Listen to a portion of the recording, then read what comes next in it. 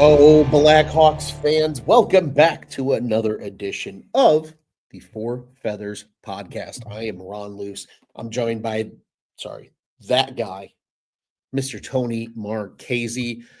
It's been too long yet again, but we are back talking Blackhawks hockey. Tone, this team is fun.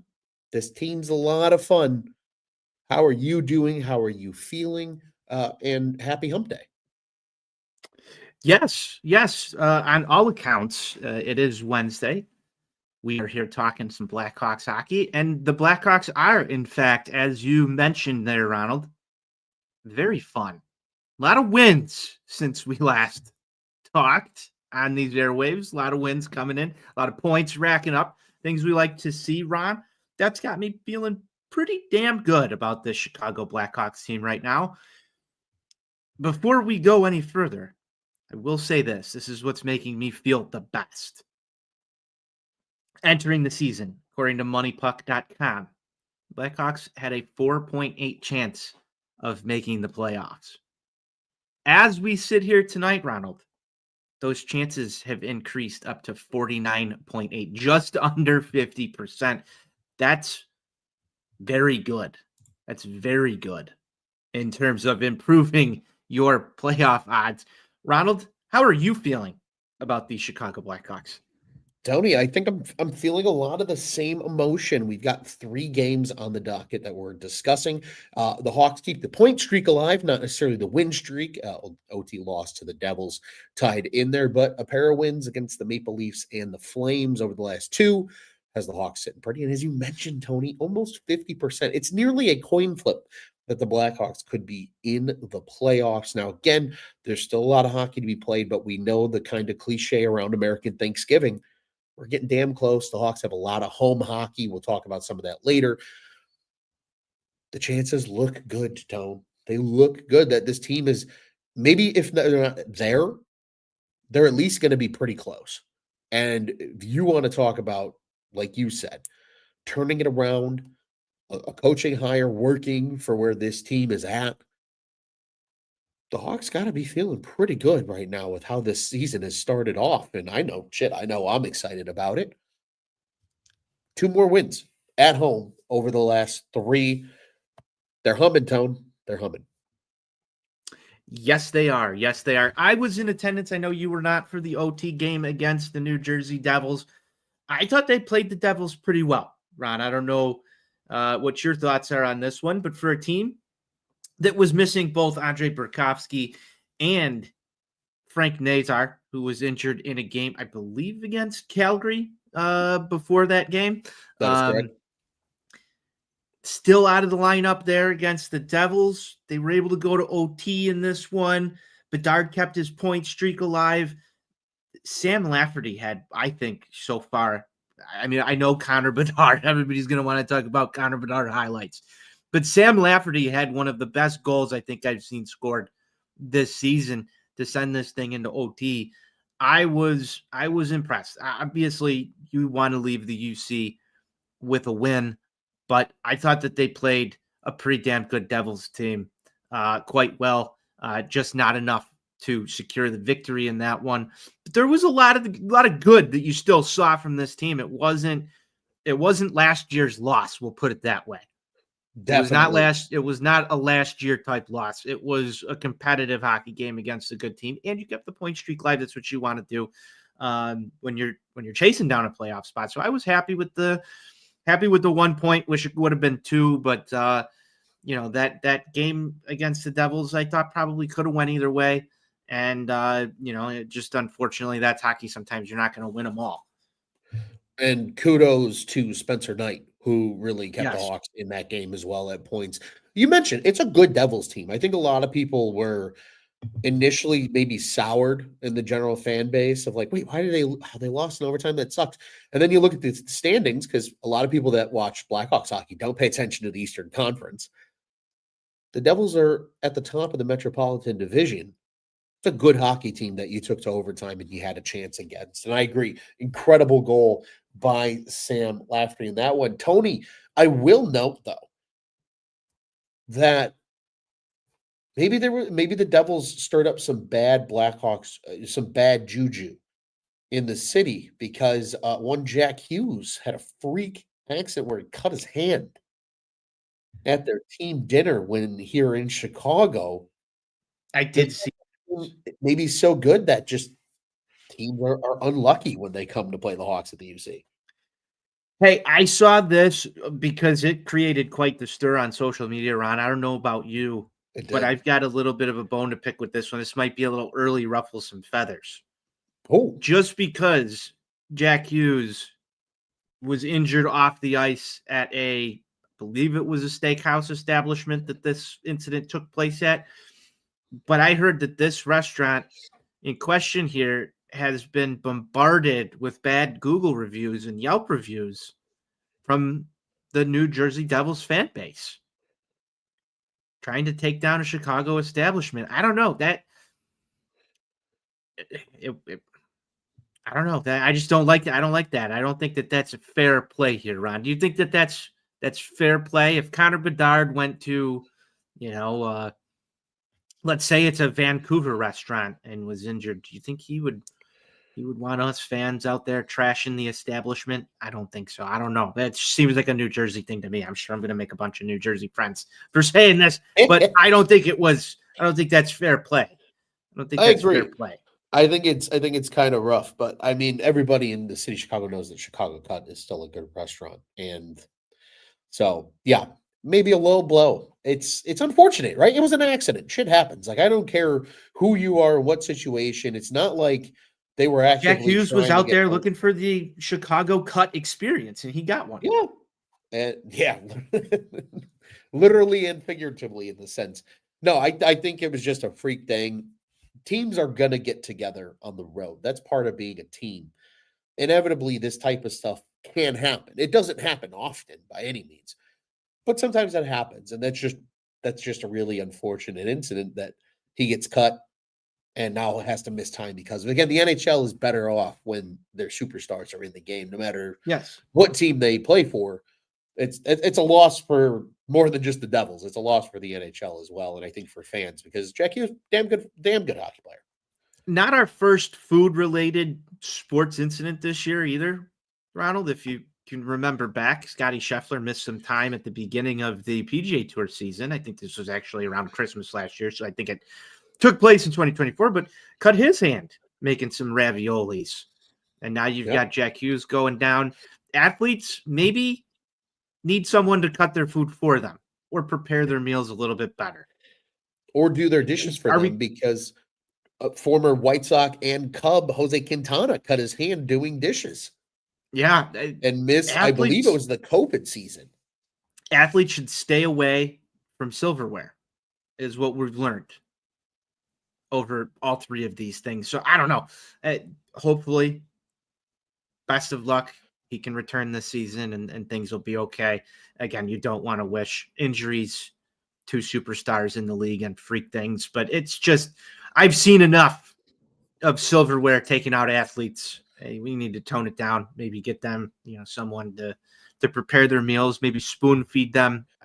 We're not far from that being in contracts, Ron. I don't know about you, but I could see, maybe Kyle Davidson puts that in Connor Bedard saying he's not allowed to eat, with steak knives or any sharp objects going forward. We want to keep him on the ice.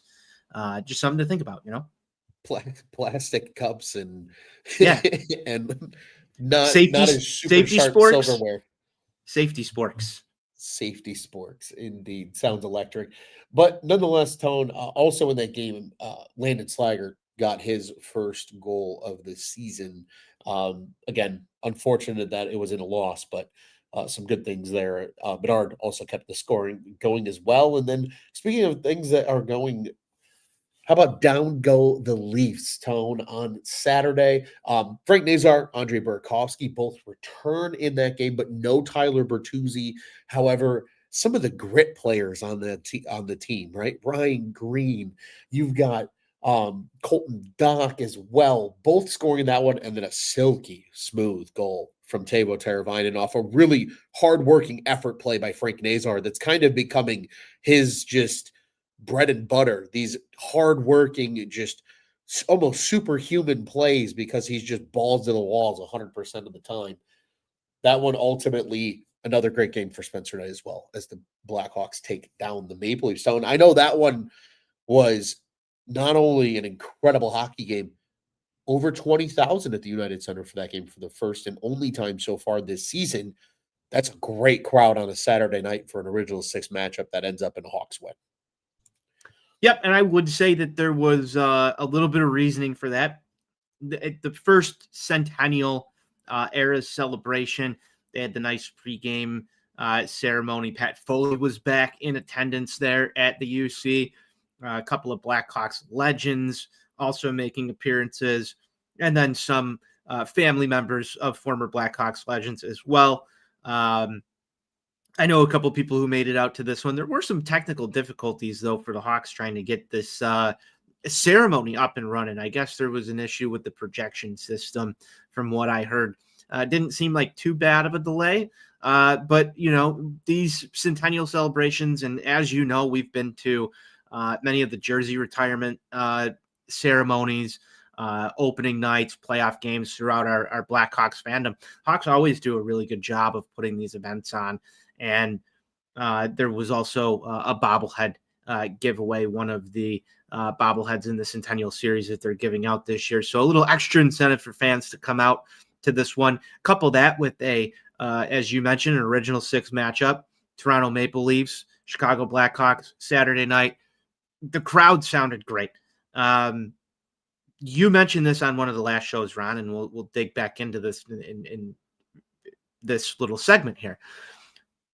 When this building is rocking, and Connor Bedard made a comment about it in the next game after the Flames game, but it seems like the team has responded to this environment, and they're giving a little extra on the ice when it comes to, you know, just the fans and everybody being there in attendance for this. These guys saw, and most of them, outside of a couple of guys, most of them saw what it was like playing for the Chicago Blackhawks last year and even the year prior, and what the normal crowd is like. And, you know, they get up for these special games. This was one of, I believe there's going to be three more of these types of games where you're probably going to see a sellout crowd. And if you continue to keep yourself where you are in the standings right now, I wouldn't be shocked, as we mentioned on our last show, if there's a couple more of those sprinkled in throughout the stretch of the season.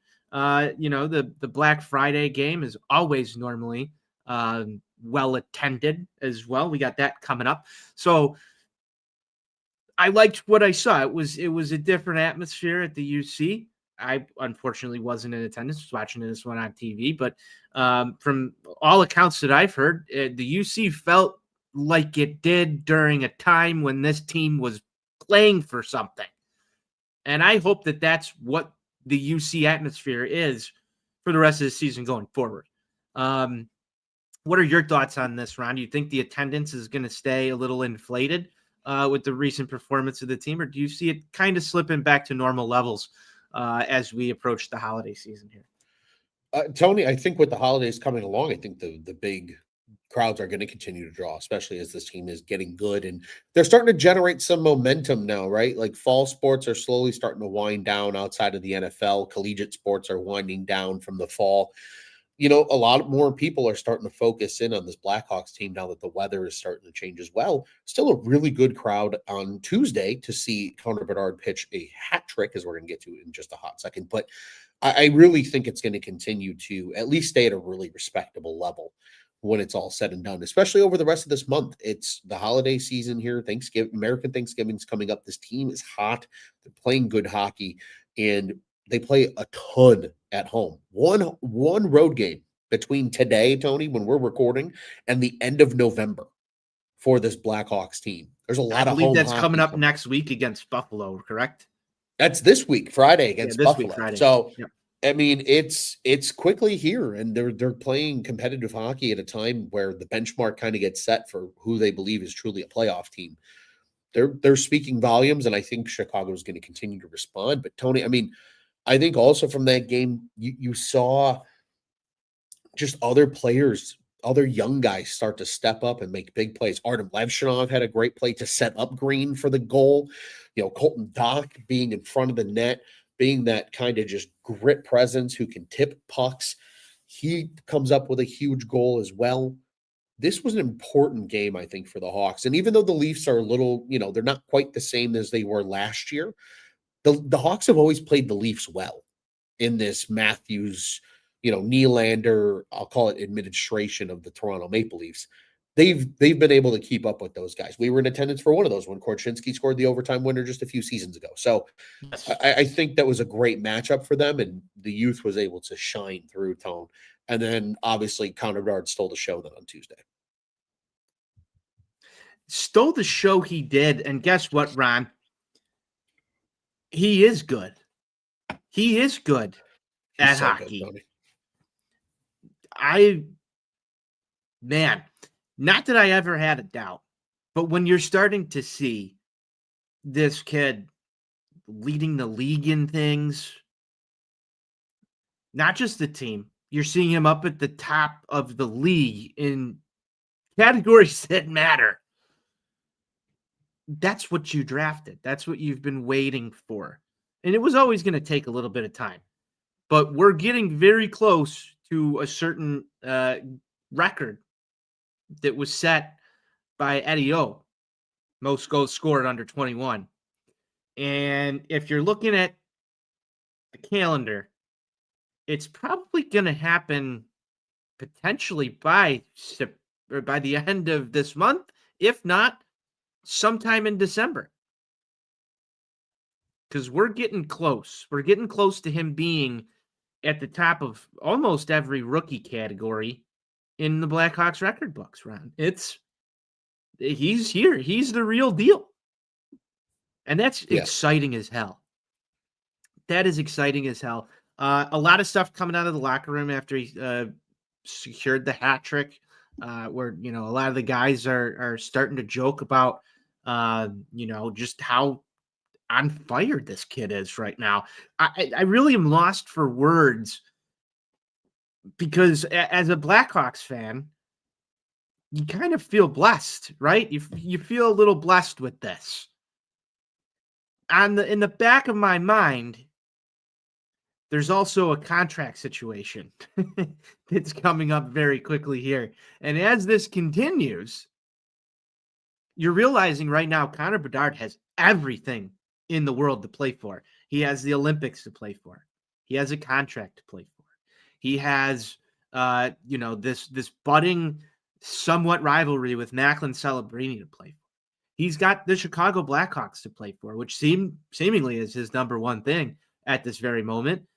Winning them hockey games. He said it in that interview with Frank Nazar earlier this season in the nationally televised game. They want to win now. They've been winning now. And I know a lot of people have, waited for the other shoe to drop so far in this season. And that's not to say that it won't. That's not to say that there might be, road bumps in the road as we continue into, the second half of this season. But Connor Bedard is playing like the superstar that everybody thought he was going to be when he was drafted. When you attached generational labels to him, he's been the complete package really so far this season, Ron. And I'm ecstatic because this is exactly the type of thing that we expected when the Blackhawks won the lottery and knew they had won the Connor Bedard sweepstakes. This is the payoff. This is the riches. And it's only going to get better as he continues to grow. This is year 3. He's not even 21 years old yet. Imagine, you're looking at this now. Imagine what this looks like in 3 to 4 years. That's going to be fucking disgusting. Yeah. He's going to be fucking disgusting. He's going to be worth every penny, Tone, of whatever they decide to pay him. I know that's a concern, but he's continuing to play really good hockey. The hat trick, his second of the season. Incredible. The first and third goals were more effort plays, which I think is not what we're used to seeing in Connor Bedard's highlight reel, but we're starting to see more of this year. And I think that's also part of his growth as a hockey player. Pokes it through the goalie's wickets for the first one, and then a really nice effort play. Gets the puck taken from him, gets it right back, and then just flings that bitch down the ice. and puts it in for the hat-trick goal. But that second one, that was the state-of-the-art release of Connor Bedard on full display, moving that puck to a crazy angle and ultimately scoring over Dustin Wolf was a thing of beauty. Tony, while we're on the subject of the young kids, obviously Connor Bedard's stealing a lot of the spotlight right now. Also wore an A on his sweater in the absence of Nick Foligno, which that we'll talk about here in a moment as well and expand upon it at a point. But Oliver Moore with 2 points in this game, a goal and an assist. His goal also coming on a nice effort play, just going hard to the net, using that speed and getting off a chance. Arvid Soderblom looked pretty good. And again, wasn't attacked a ton, but I think overall the Blackhawks would probably agree that they're pretty happy with how he played. It really feels like right now, Tony, that the kids are starting to carry the team. And that's exactly what I know I said during the summer when everybody was stressing out about the direction of this team. If the growth is going to happen, it's going to happen with these kids taking that next step. And that's what we're seeing right now. Connor Bedard, Frank Nazar, the blue line as a whole, because it's one of the youngest in the league. All these guys, Spencer Knight included, Oliver Moore, Green, Doc, these guys are starting to step up, and there's more coming, right? We've talked about a number of those names. Anton Frondell, this year's top number 3 overall draft pick. He's on his way. You've got another guy that we're going to talk about because he's doing incredible things over in the KHL. There's a lot of excitement right now, and this is the tip of the iceberg, and they're still winning hockey games, like you said, Tony. And it's fun to watch Blackhawks hockey again, man, because, Tony, you alluded to it a little earlier, but I'd like to dive in a little bit more on this topic. Almost a 50% chance as a playoff team. This is probably better, I think, Tony, than a lot of fans expected at this point in the season. I think people were hoping to see some growth, but this is accelerated growth from a youth carried Blackhawks team right now. That is, they're gonna piss off a lot of teams late in the year. And it's going to be really fun to watch. It's going to be must-watch hockey, dare I say, as the spring inches closer in the NHL or the Stanley Cup playoffs, pardon me, get ready to start over the course of the summer.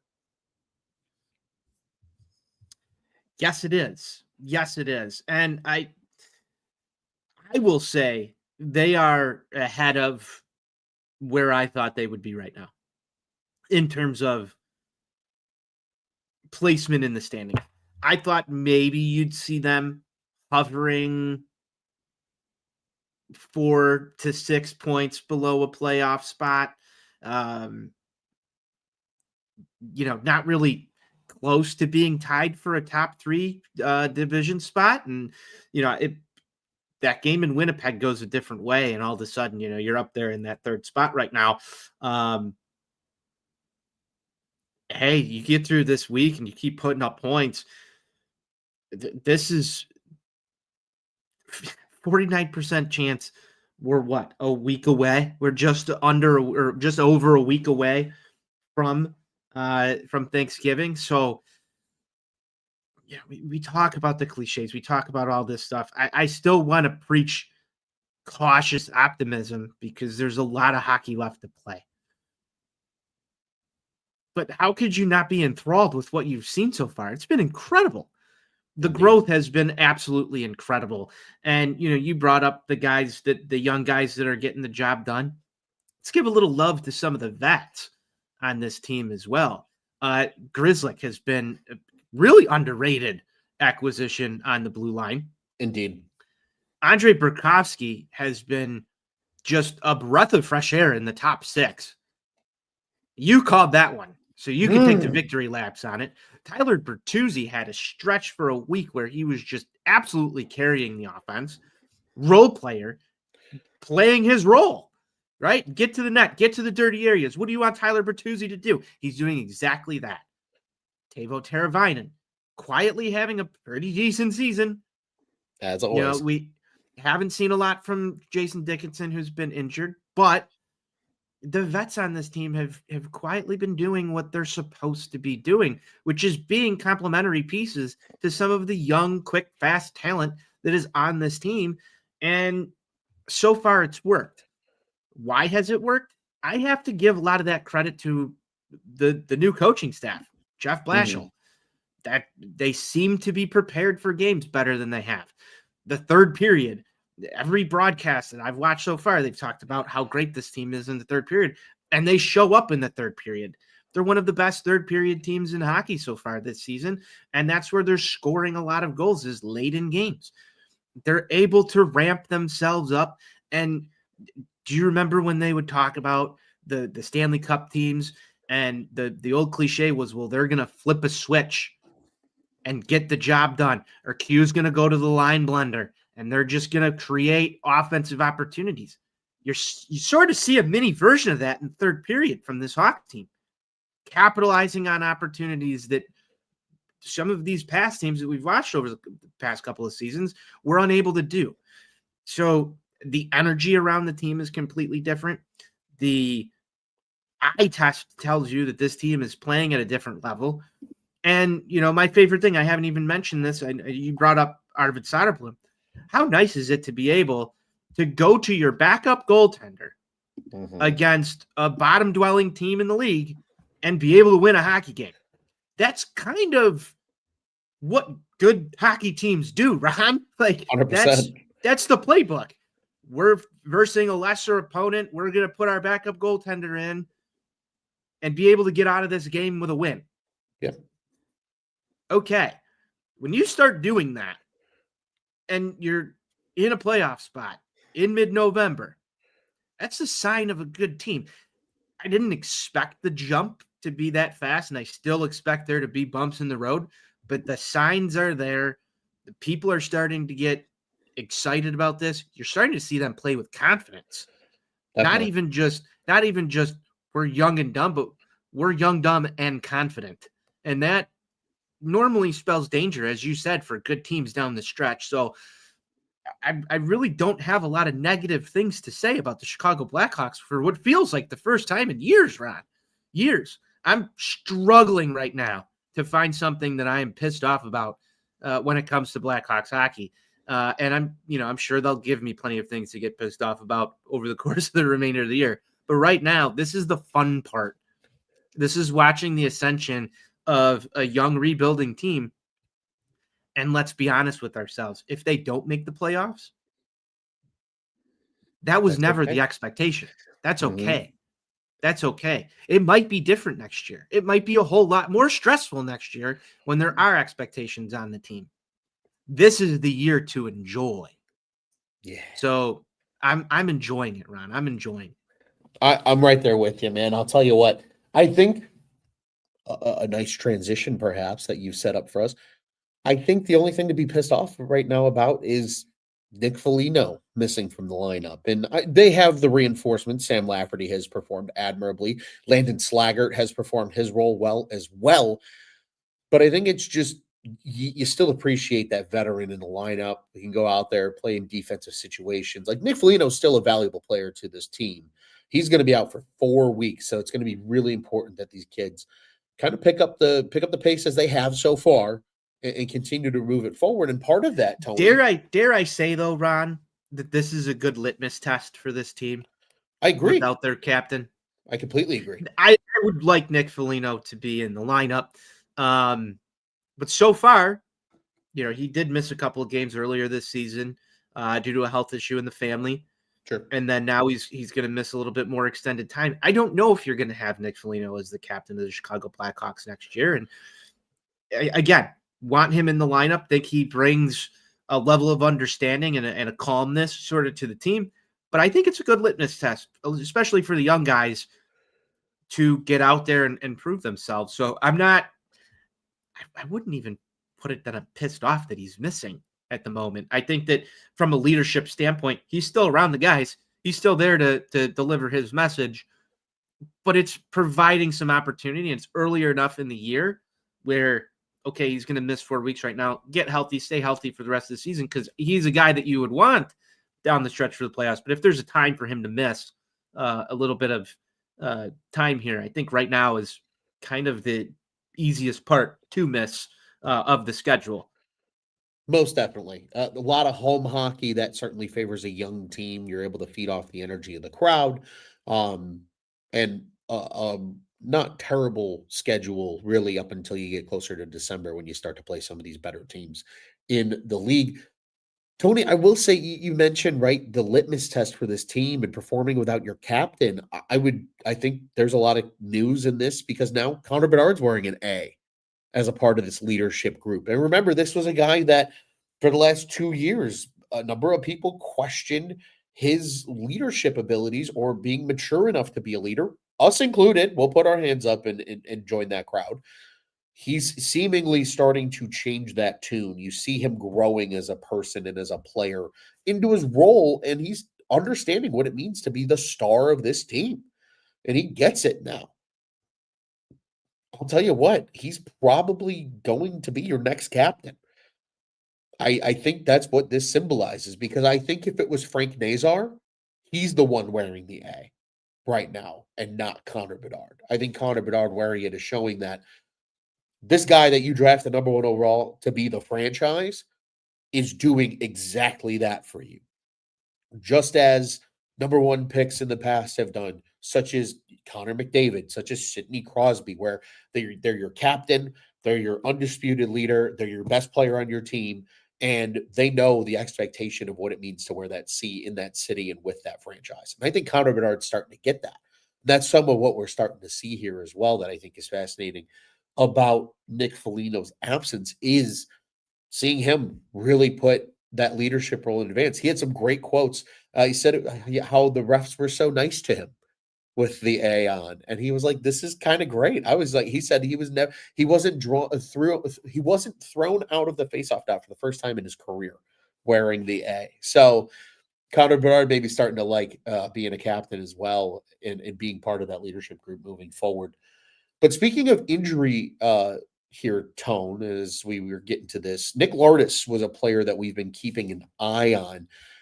I admittedly, I will admit when I'm a bad producer for the evening, I did not look up before this show whether or not he played for the Ice Hogs tonight. So I'm shamelessly going to do it right now as we are He did talking. not. He was He out. did not. Okay. He was See. out. He's got an illness, Okay. and it's that time of year, Ron. The It is. illness bugs are going around, and I believe I saw Ben Pope was in attendance at tonight's Ice Hogs game and had thrown out a tweet that Lardis was absent from the lineup. I believe that's his second game missed due to an illness, but he's still cruising down there in Rockford. When do you think it's time?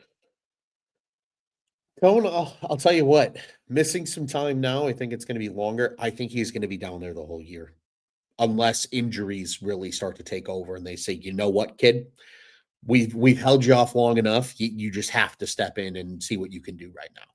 I really think they want him just to be that top line guy playing big minutes with next to Brett Seney, who's seemingly the one of the biggest developmental weapons that the Rockford Ice Hogs have right now. Where that came from. Yeah, and what a find. I mean, is really what that feels like. And just let him thrive in that role, right? Like we've seen Oliver Moore come up, and even though he's in more of a depth role, still be able to contribute offensively. But he's not expected to be the star scorer. I think they want Lardis to potentially be a guy that steps into your top nine and moves throughout those top three lines as a scoring option. So I think they want to give him as much time to grow as possible, unless it's absolutely necessary to bring him up. But that's just me. That's just me. Tony, speaking of guys that are on the horizon that are expected to be scorers, how about Roman Kanserov in the KHL? 18 goals. This has been your guy. This has been your guy. You've talked a lot about Roman Kanserov so far, and it feels like at least once a week, you're waking up, you're scrolling the timeline, and you're getting a highlight out of the KHL. And it's Roman Kanserov doing something completely nasty. And you're like, wait a second. This guy's in my prospect pipeline? Hell yeah. And I get, it's just these little reminders of what's still coming. And Hey, Ron, I've got to say this. I went down to Nashville for this draft. Connor Bedard, Oliver Moore, Kanserov. Wasn't Lardis in that draft too? Or maybe yes, he was. What a draft. What a draft this is turning out to be for the Chicago Blackhawks. If this continues to head in this direction. I remember it was you and I the next day, and we were doing grades Mhm. for this. It's going to be something that we're going to have to pull back out in maybe 2-3 years, Two tree. 2-3 years, and look at where they're at. Because, wow, that was the Kyle from Chicago draft, Sure and that might was. go down as a very critical draft, and it probably will automatically just because Connor Bedard is the headliner. But even if you remove Connor Bedard from this draft class, Ron, and if you're an NHL organization and you just had Oliver Moore, Nick Lardis, and Roman Kanserov, I'm pretty sure most people are going to grade you fairly highly on where you sit right now. If we're looking at, okay, grade that draft, 2 years later, I would say that's looking Definitely. pretty damn good. So add Connor Bedard on top of it, and that's icing on top of the cake. Yeah, I mean, exciting times, and again, it's more positive things to talk about. More positivity indeed. Tone, I will say this. I think Puck and Hostile, as most know on the social airwaves, put out a great point about this draft just the other day on X. It might be like this is the type of draft that, like, if you're another GM and you're like, something seems to be working over there. It's kind of a blueprint level draft where they took a lot of shots at a lot of talent and said, let's see what happens. And you hit on four huge names. Obviously, there's some luck involved getting Connor Bedard, but Oliver Moore has been great.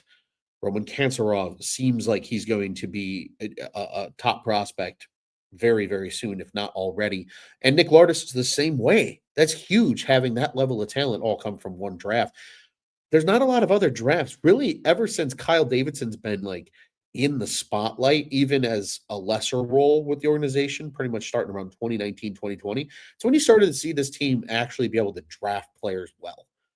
And Kyle Davidson's done a lot of good work because we also can't forget that Sam Renzel and Frank Nazar and some of these other important names came from the draft just the year prior.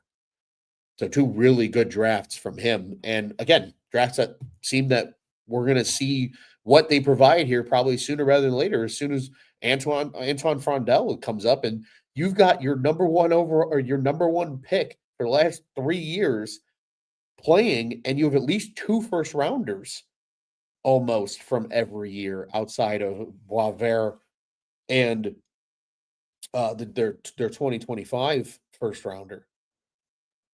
That's crazy that you have that much high level talent all in the NHL from just your last 3 drafts. Next level stuff, man. Jury's still out on the Frondel class, but Most we'll definitely. see what happens. It's the pipeline stocked. No one's arguing that. Yeah. No one's arguing that. But that 2023 class is. I like how Puck and Haas laid it out. That's correct. That's a blueprint draft right there, Ronald. It's an exciting time to be a Hawks fan. It's a very exciting time to be a Hawks fan. I'm happy right now. I don't As get to am say I. that on here enough. No. It's it feels good to be saying that yet again. Tony, though, I hate to ruin the good vibes because it's Yeah, time to flip the switch. Yeah. It's time to ruffle some feathers. We're ruffling feathers. Tony, what do you have for us, sir, to piss off the public? Well, I feel like I kind of let mine out a little early, but what do you got? Tony, I'll tell you what. Ron has no feathers to ruffle. What? That's when you know things are good in the world of Blackhawks hockey. This team right now, Tony, I have an anti-ruffle some feathers. Anti-ruffle some feathers. This is great. I have enjoyed this Blackhawks team so much, almost as much or more than my Chicago Bears that I'm enjoying covering over at Bears on Tap. Because two of my favorite sports teams are thriving this season. The Blackhawks are making my life smile when it comes to sports. I'm so stressed out in other things that sports it's curing a lot of that again, and it feels phenomenal. It feels great. I am excited. It is appointment television to watch the Blackhawks. I'll be at the game tomorrow for the first time all season. I'm so excited to get back to the UC. I've got a segue on this. I am so just euphoric over this Blackhawks team right now, Tom, that I can't ruffle any feathers because it's good to be a Blackhawks fan right now, and they're going to continue to be really fun to watch now, especially with the holidays coming up over the next week or so. Which leads me to my ruffle some feathers, Ron, and there's one person whose feathers I'm going to ruffle, and they're yours. I'm ruffling some Ron Lewis feathers right now. You haven't been to the UC yet. Nope. All season. And I feel like this is unacceptable behavior at November 20th, getting to the first game. So Bad. if things go wrong tomorrow, I've got one person to blame, and it's you. It's me. It's you. Because you called me yesterday or texted me, and you said that you turned the game on. I know you were live with the boys over on Bears on Tap doing a show, and you turned the game on. And I believe Caldry scored a goal, and you said you flipped it off, and then Bedard scored right after that. And I was like, this is interesting because I know you haven't been to the UC yet this year. I know. So speaking of litmus tests, there's a litmus test tomorrow, so you better pick the right jersey. We better bring home a dub tomorrow night at the UC. It's going to be a great game. I will be there myself, Ronald, and I cannot wait to crack a few with you and enjoy some Blackhawks hockey. Most definitely. I'm super stoked to be back. I'll tell you what. I am a firm believer of just stitions. I have my stitions. And that's one for me. I am not that way when I watch a full game. Like if I can sit down before the game starts and watch it, if the other team scores, I'm waiting it out. I believe that there's chances for the game to come around and things like that. It's when I come in the middle of a game. If something negative happens immediately, that's the hockey god sign of me. Just you don't need to see this tonight. Just you need to get out of here. Just unless you want to sacrifice a win to watch the Blackhawks, you will take the win over watching your favorite team. It's truly taking one for the team. You're a man of the people. So that's what I do when I know I need to do it. I do it. Tomorrow though, I'm ready. I'm excited. I'm going to be very dialed in. It's been a long time. I'm super excited to see if there's anything new that I notice in the United Center. There's always little things every year that they tinker and switch up, and new places they add for food options or things of that nature. Naturally, I'm going to have to take an irrational spin around the store. Probably not buying anything, but there's going to be about 15 things I add to my want list for Christmas. That's a good idea, Ron. We should go to the store tomorrow. And we're gonna make a Ron's Christmas wish list. Ron's Christmas wish list. Blackhawks wish list. Yeah, we'll put it out. We'll put it out on ontapsportsnet.com. Ron's Christmas wish list, because you have excellent taste in Blackhawks gear. Maybe you can help somebody out there. Maybe we'll have to watch and see. I know I'll be there early. That is the intention and goal with my guest. It will not be my habitual partner in crime at Blackhawks games, which is now my wife, but she will be there on Sunday and then with me on Black Friday. So we're going to get out there twice over the holidays. See, I'm excited about the holidays because I get to be at the UC 3 times in the next little over a week. It's pretty exciting. It's good. It's been a long time. Yeah, you're gonna start getting back to the UC. It's gonna be good. It's gonna be good. It'll be good. It's gonna fully prepare and dial me in. What's that? Our beard guy Tony's missed you all year. That's true. I've missed. And your good friend NWI Steve will be in attendance tomorrow night. I'm very excited. Sources are telling me. Sources are saying that's going to be exciting. Because Tony, this is in a lot of ways the reunion of the White Sox doubleheader. Because that was the development of the Luis rolling the R Robert video of NWI Steve. Was tailgating at at the Good old the Lot B. formerly the G spot Yeah. on the south side. That's where that happened. So it's a little bit of a reunion of sorts on a Thursday night. It's gonna be a lot of fun. It will be. We always have a great time crossing over with obviously the two of us, and then our guests, whoever we bring, whether it's family or friends to games. So very excited about that, Tone. But Tony, let's get back to we're having a lot of fun complimenting things. So let's keep that trend going. Time to give out some stick taps.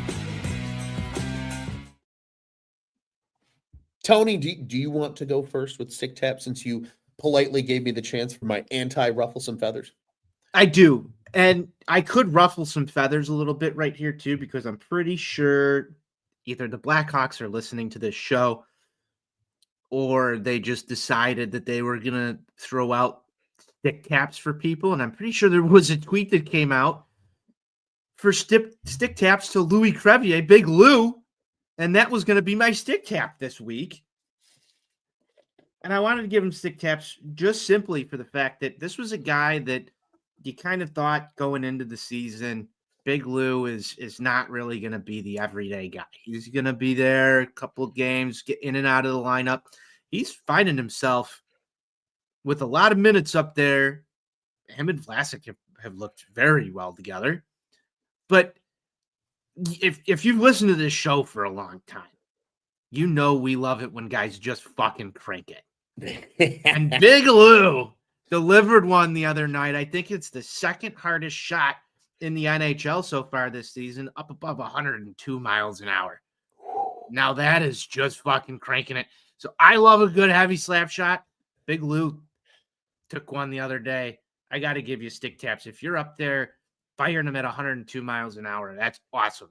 Now, I'm the type of guy that watches all-star skills competitions because, what else is on in the middle of February if you're not doing the Four Nations?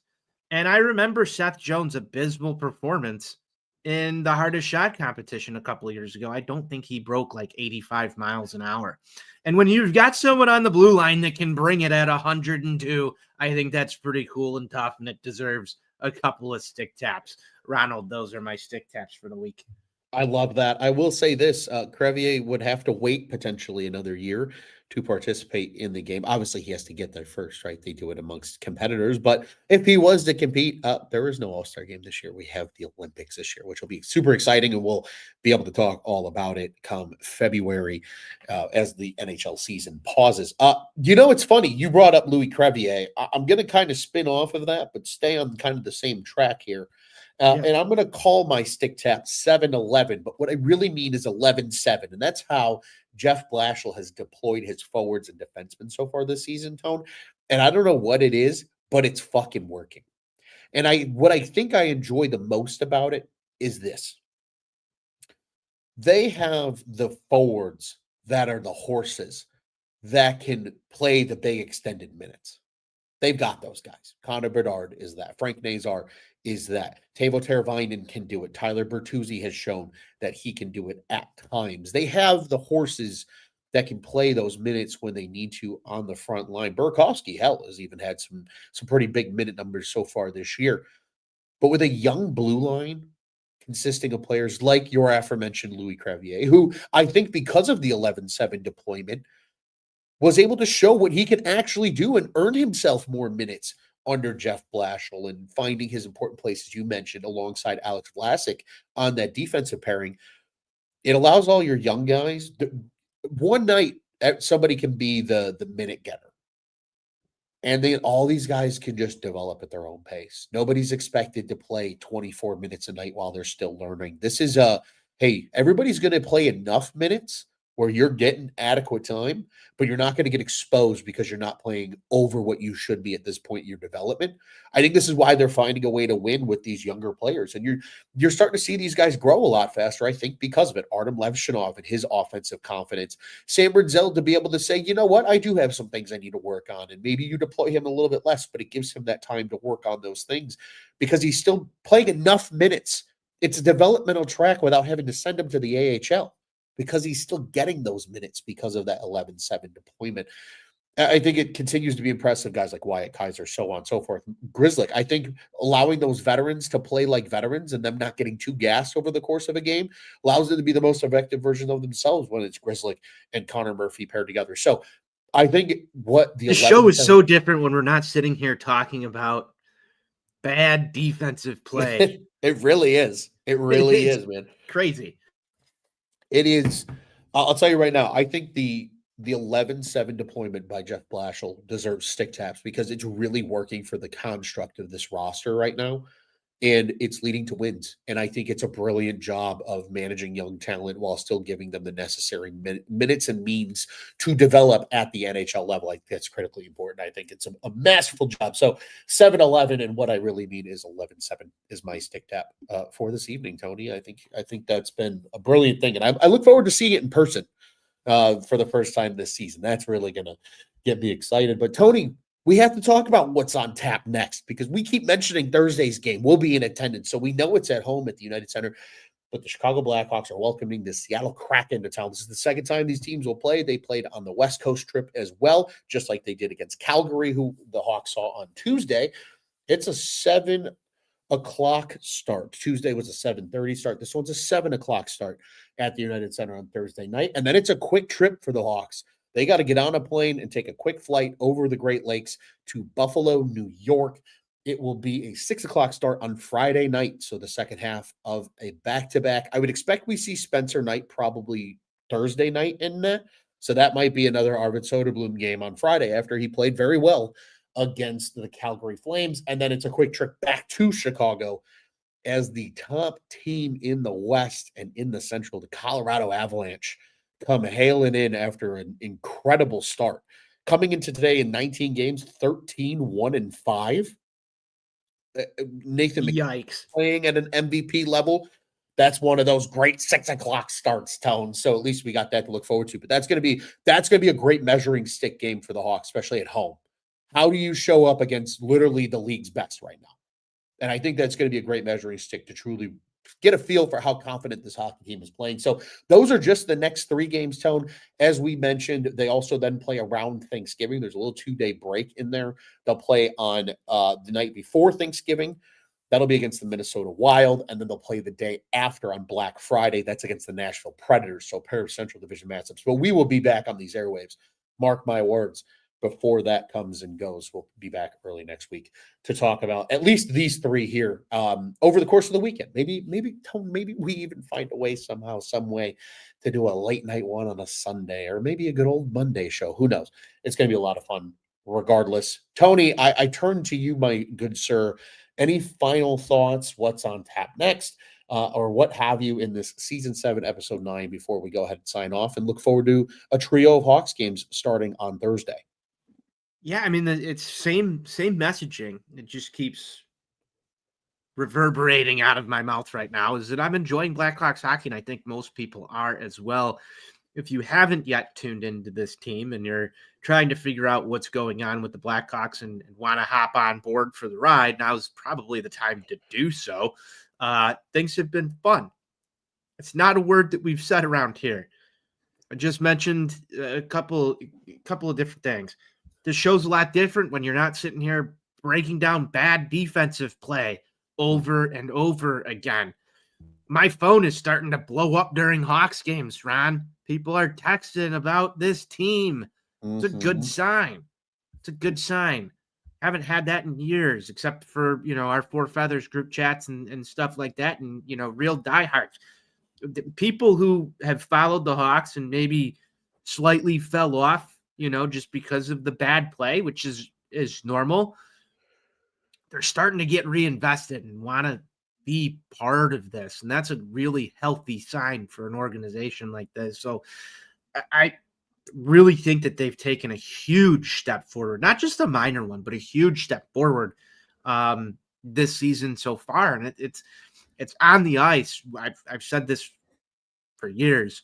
Winning cures a lot of the things that are wrong around the edges, but you've got the team back on cable television. You've got a young, exciting product. You've got, we've talked about this a couple times. You've got the centennial season, reasons to show up. Everything is so much different right now. And I look at this as sort of a marking point than when we walked out of Wrigley Field early in that Winter Classic game last season. And that felt like really like the bottom of where things were. That was the low of the low, because you were embarrassed nationally for so many different reasons. And just like, there is none of that talk about, Connor Bedard and questions and just this bottom of the bottom feeling that we had just under a year ago right now, when that youth movement came towards the back end of last season. We got a little taste of what we could potentially see. And it came with a lot of reservation, because you can just look at the stats. Hell, going into that Calgary game, the Hawks were underdogs on FanDuel at like plus 112. Yeah. So the world hasn't yet adjusted to a good Blackhawks team. Vegas hasn't adjusted to a good Blackhawks team. A lot of these things are still, indicating that this team was supposed to perform at the bottom of the league. There's opportunities here to have a lot of fun. I suggest, if you're a Hawks fan, you take advantage of such situations and have a lot of fun. That's my final statement. Have fun with this. If it goes awry, it goes awry. But I still think that even if this team falls out of a playoff spot and the performances from your young guys continue to be rock solid, if Spencer Knight continues to look rock solid, you're probably coming into next season with some playoff expectations. And that changes the game, especially in evaluations and how you're looking at stuff. Have fun with the rest of the season, and nothing can go wrong. That's my final thought, Ron. Incredibly well said, sir. The only thing I will add is have fun and continue to have fun with us here at the Four Feathers podcast. Be sure to like, subscribe, hit the bell button over on YouTube at OnTap Sportsnet. Of course, follow at Four Feathers Pod. And 5-star ratings would be awesome wherever you listen to your favorite podcasts. And subscribe on Spotify if you can. Yes, that as well. Good call, Tony. So just a friendly reminder, follow us along here at the Four Feathers podcast. Tony, this is a blast. Hawks 2-0-1 since the last time we were on the microphone. We look forward to another 3 games this coming weekend, and we'll be back in action sometime early next week. Until then, Tony, let's go Hawks. Let's go Hawks.